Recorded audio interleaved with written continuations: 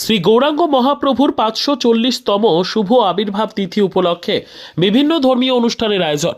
নবদ্বীপ শ্রী গৌরাঙ্গ মহাপ্রভুর জন্মস্থান আশ্রমের বিশ্বজুড়ে মহা সমারোহে পালিত হয় রঙ্গের উৎসব, দোল উৎসব বা গৌর পূর্ণিমা। তবে নদিয়ার প্রাচীন জনপদ শ্রীধাম নবদ্বীপে এই দোল উৎসবকে ঘিরে থাকে এক আলাদা অনুভূতি।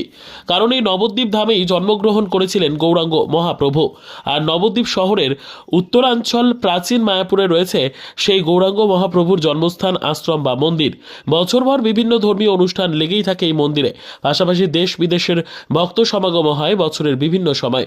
তবে অন্যান্য উৎসব অনুষ্ঠানের থেকে প্রতি বছরই অনেকটাই বেশি গুরুত্বপূর্ণভাবে দোল উৎসব পালিত হয় এখানে।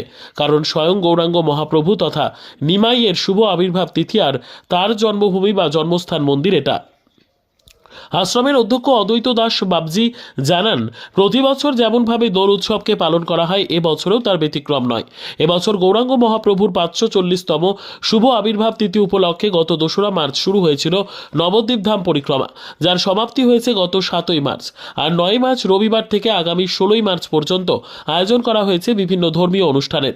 রবিবার বিকেল থেকে শুরু হবে শ্রীমদ্ ভাগবত পাঠ। এরপর প্রতিদিন থাকবে বিভিন্ন ধর্মীয় আচার অনুষ্ঠান। 14ই মার্চ দোল উৎসবের দিন বিকেলে কয়েক হাজার ভক্ত ও বিভিন্ন বাদ্যযন্ত্র সহকারের মাধ্যমে হবে গঙ্গাবাড়ি আনয়ন ও সন্ধ্যায় শ্রী মনমোহনপ্রভুর অভিষেক।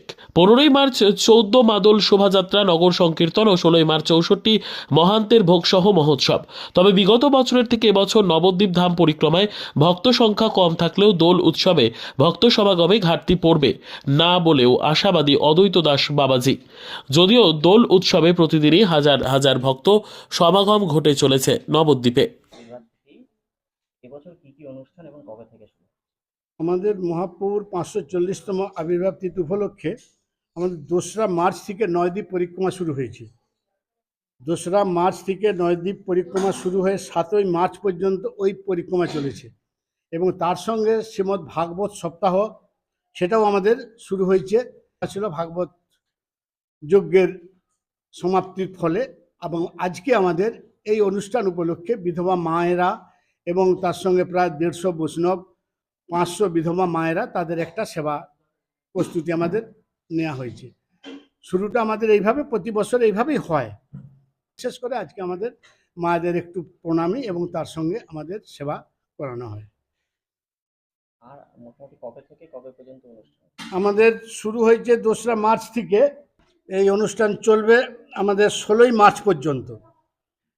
এই কদিন ভাগবত পাঠ, রাধাকুণ্ডের পরম ত্যাগী বৈষ্ণবচরণ দাস বাবাজি ভাগবত প্রবচন করবেন, হরিকথা বলবেন। তারপরে আছে আমাদের বীরচাঁদ গোস্বামী নিত্যানন্দ বংশ অবতংশ শিবাসঙ্গনের। তারপরে আছে আমরা শিবস্ব গোস্বামী, তিনিও শিবাসঙ্গনের। এবং বৃহস্পতিবার আমাদের ভাগবত পাঠ এবং এখানে নামযজ্ঞ, মহাপ্রভুর আবির্ভাব তিথি উপলক্ষে হরিনাম সংকীর্তনের শুভ অধিবাস। এবং দোলের দিন, সেই দিন আমাদের নাম চলবে সারা দিন এবং সারা রাত, এবং বৈকাল 4টের সময় আমাদের এখান থেকে প্রায় 2,500-3 হাজার ভক্ত সমাবেত একসঙ্গে হয়ে জল আনতে যাওয়া হয় গঙ্গাবাড়ি আনয়ন। গঙ্গাবাড়ি আনার পরে সন্ধ্যে 6টার সময় মহাপ্রভুর অভিষেক হয়। তারপর দিন সকালবেলা নগর সংকীর্তন, তারপরের দিন আমাদের মহোৎসব থাকে। বিগত বছরের থেকে পরিক্রমায় একটু কম ছিল, পরিক্রমা প্রায় 50% ছিল। তবে দোল উৎসবে যা দেখছি তাতে মোটামুটি আমাদের যেমন 5-7 হাজার ভক্ত হয়, 5-7 হাজার ভক্ত মোটামুটি আমাদের থাকবে। আপনার নাম আর আমার নাম অদ্বৈত দাস বাবাজি, আপনি জন্মস্থান অধ্যক্ষ।